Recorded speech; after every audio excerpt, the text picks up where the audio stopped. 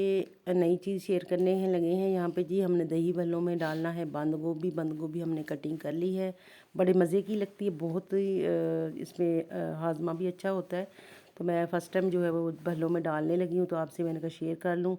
तो ये डालने लगी हूँ उसमें दही भल्लों में बंद गोभी बारीक बारीक इसको कटिंग कर ली है मैंने। तो जी बनाएंगे आज हम दही भल्ले। अब यहाँ पे मैं आ गई किचन में बनाने लगी थी कौरमा, चिकन कौरमा बनाने लगी थी। तो मैं कहा ये भी आपसे शेयर कर लूँ। साथ ही साथ मैं यहाँ पे बना रही हूँ जी चिप्स बना रही हूँ। और ये देखो गोभी मैं आपको दिखा रही हूँ, इस तरीके से मैंने कटिंग की है बारीक वाली। और क्या कहते हैं यहाँ पे जी डालने लगी हूँ टमाटर, हरी मिर्चें ग्राइंड कर दी मैंने। ग्राइंड करके यहाँ डाल दी मैंने फटफट जी। हांडी छोड़ देते तो हांडी तो माशाल्लाह बहुत मज़ेदार मसाला बन गया है। तो प्याज भी मैंने पीस के डालना है, ये देखो प्याज। और ये मैं डालने लगी हूँ यहाँ पे चिप्स के अंदर चिली सॉस, सोया सॉस। और मैंने फेंक दिया इसको मुट्ठी भर के जी। बेसन डाला घोल के तेल पाते कढ़ाई दे विच, सारे एक बारी च पाते। लो जी आ देखो जी कढ़ाई पार गई, फुल हो गई है क्योंकि गैस बहुत ही यहाँ पे कम है, तो इस वजह से मैं जल्दी जल्दी ना एक दफ़ा में बना लेती हूँ। ऐ लो जी अदरक लहसुन टमाटर सारा कुछ पीस के मैं इकट्ठा ही छोड़ देता विच। और लो घुमाया हांडी नूं चंगी तरह घुमा घुमू के तो इधरले पासे हो गई। इधर मैं बना ली चिप्स भी नाल मैं बनाई जा रही हूँ छेती छेती। टाइम बहुत कम है, आपको पता है कि अफ्तारी के टाइम जो है ना वो बस ऐसे ही है, हो जाती है अफरा तफरी।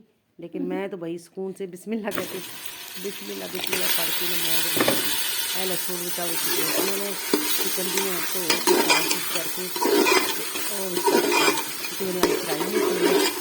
ये पहले मैंने मसाला बनाने की था, वो हमारा थोड़ा लेट लेके आ गया।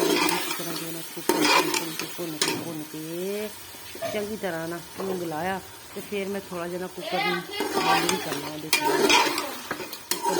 थोड़ा जहा ग्रेवी का पानी पा के कुकर बंद कर मसाला सी यही मैं विच पा लिया। तो नाल 4-5 चम्मच चढ़ देते खट्टी मज़ेदार सी।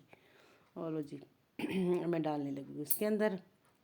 देखा कैसी हांडी भून लिया मैंने, बिल्कुल अच्छे से बुनाई कर ली मैंने। शिलिंग हो गया यहाँ पे ना, चिकन मेरा शिलिंग हो गया। ले जी मैंने डाल दी है इसके अंदर कोली पर आके दही दी। तो ओ ला हूँ माशाल्लाह देखना खट्टी खट्टी मज़ेदार सी बनेगा। थोड़ी सी मैंने इसमें काली मिर्च जो है ना वो ऊपर से ऐसे छट्टा मार माशाल्लाह जी मज़ेदार सा कौरमा हमारा। मिर्चा भी साबुत ही छोड़ती है मैं, ठीक है। थोड़ा मैं पानी पाता, देखें थोड़ा जहा पानी पाया ग्रेवी वास्ते। यह गोश्त थोड़ा ना कसर रह गई थी, गली नहीं। हाँ ले अब मैंने बंद करना है प्रेशर बंद कर दी है। यहाँ मैंने कहा अब चिप्स को जो है ना वो दोबारा फिर चिली सॉस सोया सॉस डाल दी है, पहले थोड़ी डाली थी। मैंने कहा आपको जो है वो दोबारा दिखा दूँ, तो कम पड़ गया था फिर दोबारा बना लिए। पहले एक निकाली है तो अब फिर कम पड़ गया, फिर मैंने दोबारा से 2 आलू वड आके ना हिलाल करके तो फिर मैं दोबारा पा के फिर कढ़ाई जी है ना फुल करती। तो माशाल्लाह 2 फेरियां मेरा चिप्स जो है ना वो बन के तो आ गया सी बाहर। तो मेरे चैनल को जी सब्सक्राइब करते रहें, सब्सक्राइब कीजिएगा, सदका जारी समझिए। क्या हो गया आप लोगों को जनाब, इतना तो तावन कर सकते हैं। रमज़ान का महीना है, मुझे 2 साल हो गए खप खपा के मैं तो बुढ़ी हो गई हाँ।